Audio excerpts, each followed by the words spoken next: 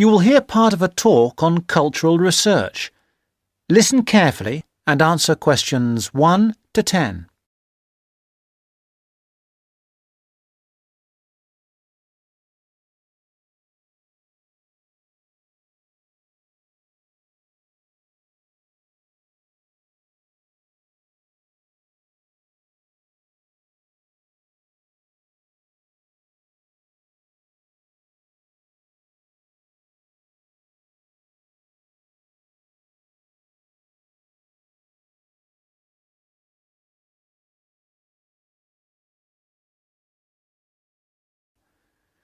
You will hear part of a talk on cultural research.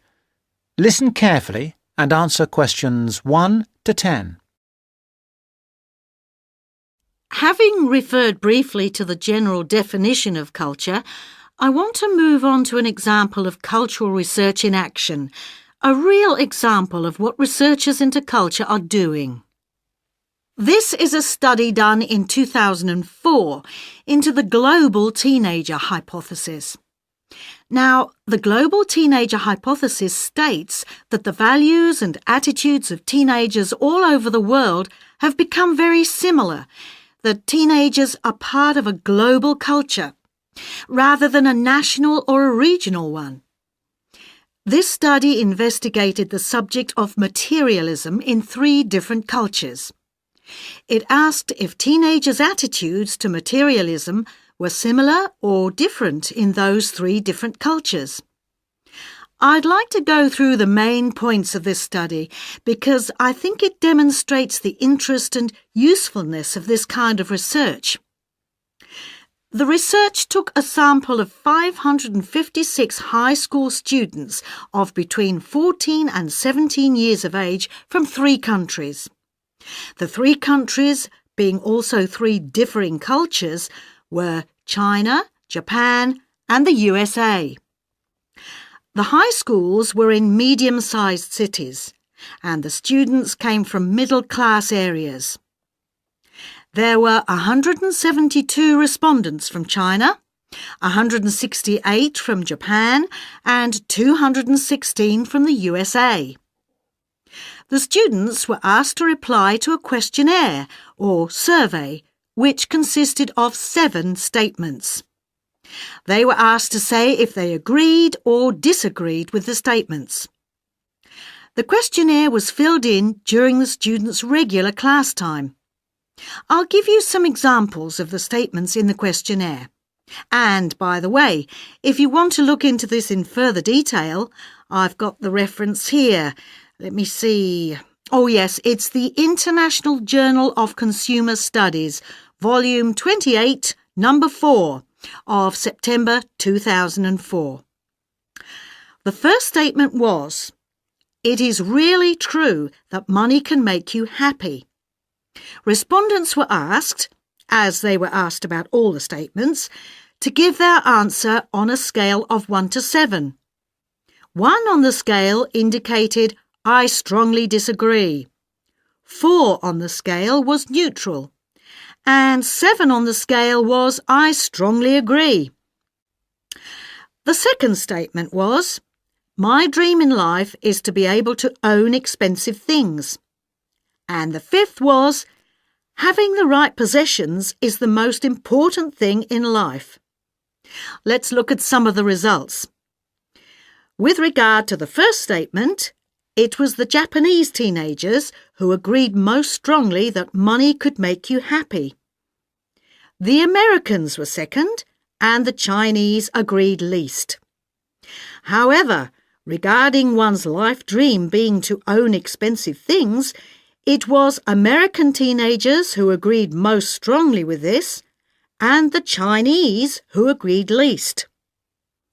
As regards the 5th statement, about owning the right things, the Americans agreed less strongly than the other 2 groups.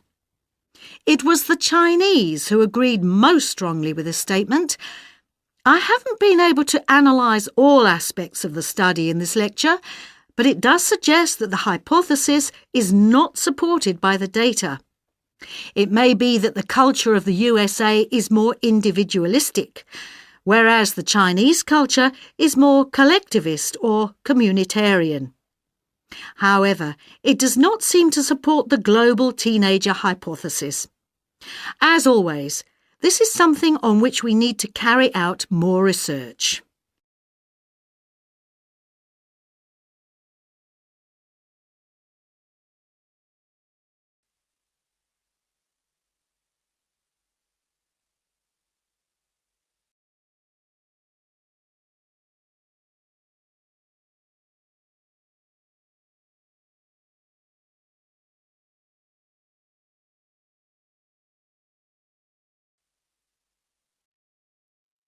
Now turn to section 2.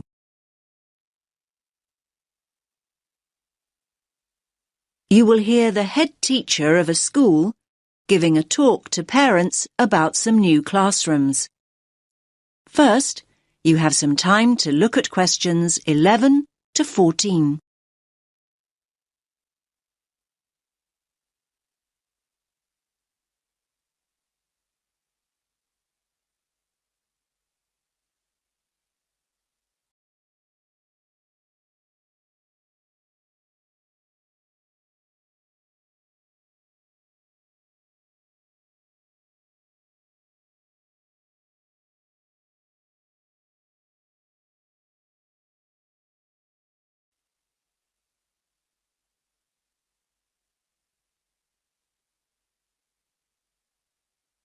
Listen carefully to the first part of the talk and answer questions 11 to 14.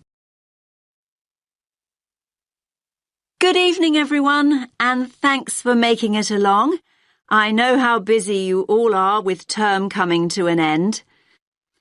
As you know, the aim of this meeting is to show you the plans we've got to add 2 new classrooms and how that will affect the playground. Now, I've heard that quite a few of you are worried that there'll be hardly any playground left, but I want to reassure you that that's not the case at all. I think there's been quite a lot of uninformed talk going on, and people have started worrying unduly. I certainly hope I can dispel any of your concerns this evening.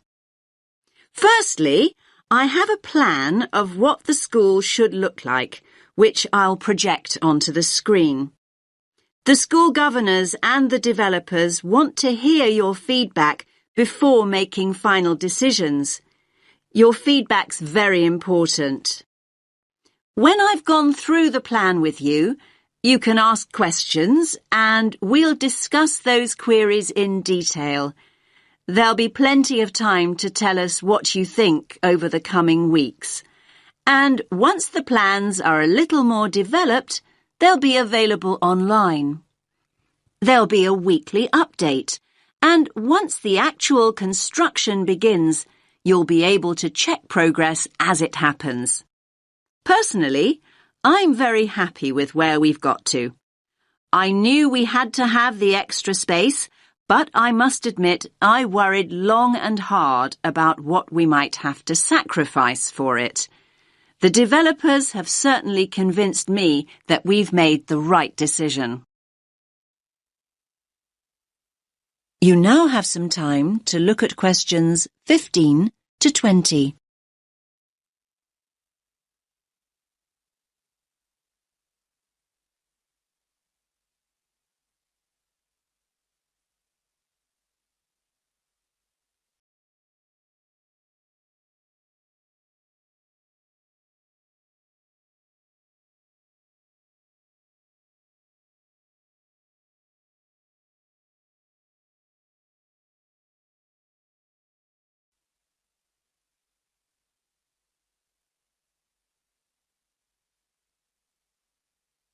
Now listen to the rest of the talk and answer questions 15 to 20. Right, can everyone see the plan now? Good. Let's start at the Balfour Road entrance, since that's where most of you come and go from. The Farley Road entrance and lower playground won't be affected at all. Now, as you come into the top playground, The two new classrooms will be on the right. There'll be a new gate, and the steps down will be rebuilt. There'll be a ramp for disabled visitors too. On the plan here, only the parts of the building affected by the plans are shown. I'll explain why the hall is marked on later. So, as I said, the new classrooms will be to the right of the entrance and, as you can see, will take up very little of the playground space. We feel the Year 6 children need their own area away from the younger children. So, this one on the left of the two rooms will be the new Year 6 classroom. As you can see, there's no direct entrance from the playground. The plan is to include a small entrance area here from the playground for coats and boots and so on. Entrance to the classroom will be from that area. There'll also be an additional entrance to the hall from this cloakroom, so children will be able to get to the hall from two different directions, from inside the main building and from the new entrance area. I hope that's clear. Now, as you all know, the hall doubles up as the cafeteria at lunchtime. One of the rumours I heard was that we're planning to dispense with the cafeteria and open up a snack bar. I can categorically state that replacing healthy school meals with a snack bar is not remotely in our thoughts. The other new classroom, that's the one with the playground entrance here, is going to be an exciting new venture for us. That's because its principal use will be for the preschool and after-school clubs. More and more parents want that facility outside school hours, and we need a dedicated space to run these activities. I think there were also worries about the nursery school, though I'm not really sure why, to be honest with you. I can tell you now that the whole area on the other side of the main school building will be totally unaffected. The nursery will continue operating as it does now. There will be a couple of smaller constructions, modernisation work really, down here on the other side of the top playground. Cycling into school is getting more and more popular, so we're replacing the old bike sheds with a brand new bicycle bay. There'll be space for 60 bikes. The children's toilets will also be modernised, and the children will be able to enter them from inside the school building rather than from the playground as they do now. There'll be brand new staff toilets in that part of the building too, I'm pleased to say. So, I hope that's at least started to allay a few fears. Take a few minutes to look at the plan that I'll get out of the way. Then I'll answer a few questions if you have any. Does that make sense to you? That is the end of section 2. You now have half a minute to check your answers.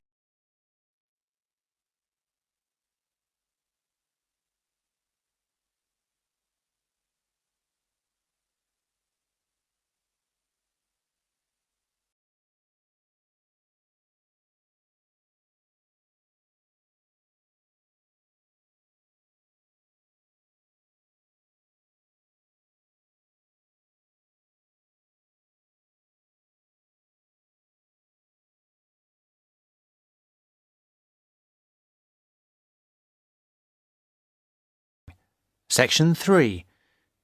You will hear some students discussing an assignment. Listen carefully and answer questions 21 to 24.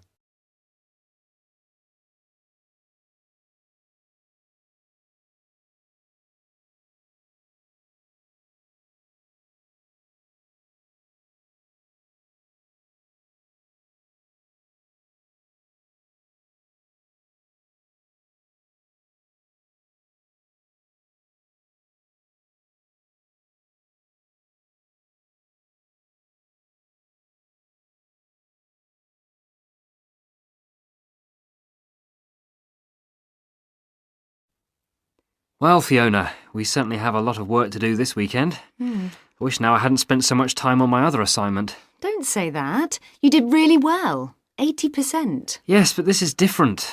It's not hard, really. It's just all a bit of a rush. We had loads of time to get the other one right, but this one is all a bit pressured.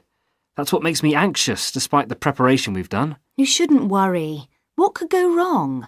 Look, let's look through what we can do to make sure it's okay. Well, the main difficulty that's bothering me is about defining the terms of reference. It's supposed to be about approaches to social welfare, right? Yes, but we're not expected to give a survey of what that means. That's not the point. We're supposed to be comparing the way welfare is approached in collectivist societies and what you might call capitalist societies. So we can concentrate on just that contrast. Yes. The other thing that bothers me is that I'm not really committed to either view. Well, I have strong opinions of my own, but that's not supposed to colour my judgment. How do you mean? Well, what you write for this is supposed to be unbiased. It specifically says that you shouldn't give a personal view. But Professor Green has a personal view. Yes, but that doesn't mean that we have to agree with him. And I don't think we'll do any better if we do. And how long does it have to be? The maximum is 4,000 words. What? But that's the maximum. We'll probably end up with about 3, but at least 2,000 is the minimum. Shouldn't be a problem. OK.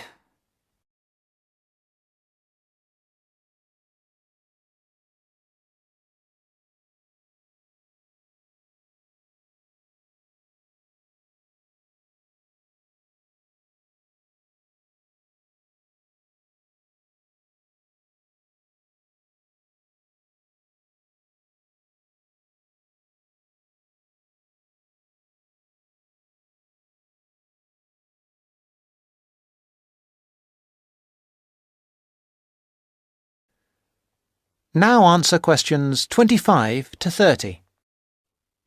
Now, where can we get some information on all this? Well, we could ask Olive over there. Olive, you did this assignment last year, didn't you? Not this one exactly, but something similar. The most important thing is to get Professor Green's lectures on the welfare state. Is he good? Oh, very good. Didn't you know he was lecturing? No idea. Well, he is. He's at the Beckett building on Tuesdays. I think he's starting this week, so you'll be able to get the series of 6. He deals with the underlying philosophy as well as the economics of it all. It's at 10 a.m. I'd go myself, except that I have too much to do. And what about reading? I've got the reading list here. As usual, it has far more titles and references than we can possibly read in the time. I haven't even got a reading list. Where did you get that from, Mike? I got it at the welcome lecture. Oh, I wish I'd gone to that now. What you need above all is his own book called Welfare Economics. All the department know it and follow his approach. Oh, right. Good idea. Perhaps we don't need to go to the lecture if we have his book. No, I really do advise you to go to his lectures as well. Well, what was the full title of his book? If I remember rightly, it's called simply Welfare Economics by Mike Green. I've got it. Welfare Economics, Glenfield University Press, 2006. Great. Let me just write that down. Anything else you recommend? There's Edward Jones's book, Growing Old in Britain. That's essential reading, but you have to be careful because it's a popular book by a journalist. Well, if it's popular, maybe we'll like it. Who publishes that? That's published by Rutland University Press in 2005. Well, that's very useful. I think it's Professor Green for us next. Right.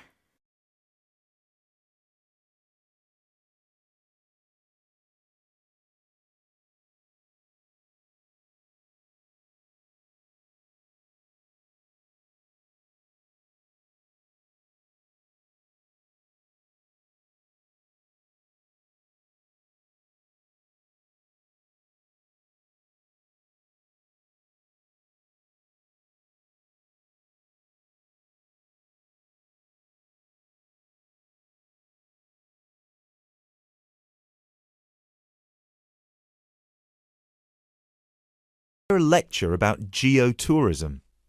You have 30 seconds to look at questions 31 to 34.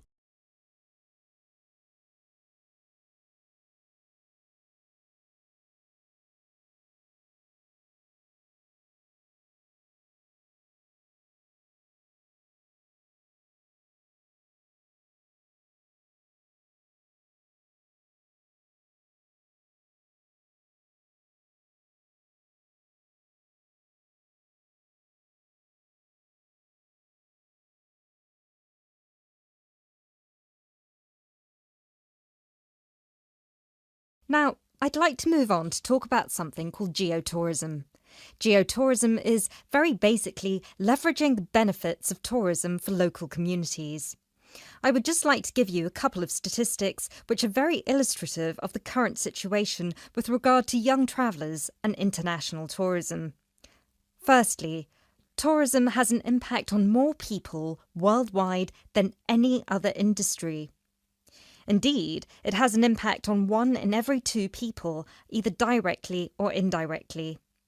The second statistic is that in global tourism, there is a 97% economic leakage. This means that if you spend £100 on going on holiday, normally only £3 of that money will actually reach the people who are giving you the services and the accommodation, for example, in the destination. If you put these two figures together, you can understand why some of the regions of the world which have very high levels of tourism still have very high levels of poverty and huge developmental challenges. These countries have this massive industry demanding a huge number of services, but they are not seeing a fair reward for these services. Geotourism is about changing this.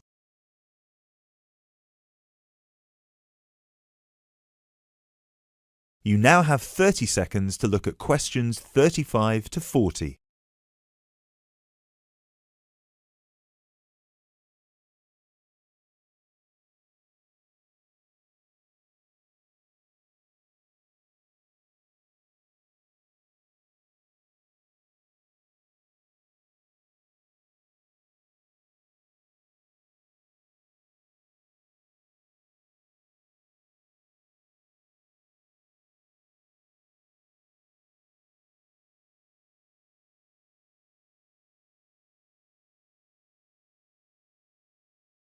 Projects are now being developed with financial organisations such as the World Bank. One of these involves developing a technology platform which is bringing grassroots travel products such as hotels, locally owned hotels, not global chains, very locally owned tour operators to the international travel market, therefore avoiding the middlemen. These middlemen often cut them out of the market completely or just make their business unsustainable. Another way that geotourism can be promoted is through the niche travel market of volunteering. These days, a significant number of older teenagers want to spend a gap year, either between school and university or university and employment. Often, these people want to spend some or all of their year volunteering, but they either don't have the money or don't feel inclined to pay the main volunteering organisation businesses the fee they require, which can be as high as £3,500. What they are looking for is an organisation who can connect them with people on the ground, who can suggest worthwhile local projects. So, this is a real win-win scenario. The organisers charge a small flat fee, which then goes to the local contact. Thus, the local contact gets a very good commission just for one customer. The customer is also saving a large amount of money and time, both of which they can give to the projects they end up working on. There is still quite a long way to go before poverty in the most popular of tourist areas is eradicated, but a focus on this type of geotourism could provide an answer.